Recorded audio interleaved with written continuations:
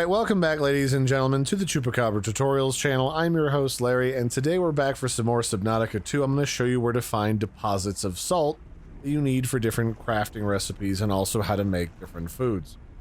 So to find it, all you have to do is hop out of your life raft and head to the south, sort of southeast. What you want to do is, this is the visitors or welcome center. It's kind of encrusted in coral right here, and what we want to do is scoot out to the south, past here, into sort of like what looks like a dead dunes area. These big, tall, smokestack-looking coral structures. And hidden amongst these sand dunes are your chunks of salt. You can find them in the caves here around the central spire. You can also find some other goodies in there. And what they look like is they kind of look like fuzzy little balls. So if I come in here and put away my swim fins, you can see this is what the salt looks like. It just looks like a fuzzy mass of little crystals. You can pick that up and then you're good to go. You can also, as you're swimming around here, find a lot of spots where you can grab some oxygen.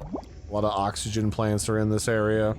So if you need to top up, go ahead and grab some of those. But just be careful, because when you're searching out here for salt, and this is also where you can find sulfur, it's very easy to get fixated on what you're looking for and get really far away from the surface, because it can get kind of deep back in here.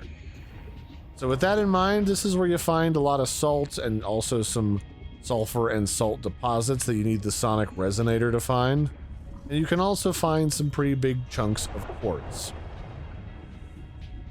So that'll be it for this one, ladies and gentlemen. That's just been a brief look at where you can find salt inside of Subnautica 2.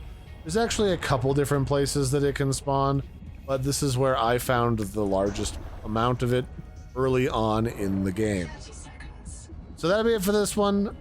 I hope you found this helpful. Don't forget to like and subscribe, and I'll catch you later. Bye, everybody. Have a good one.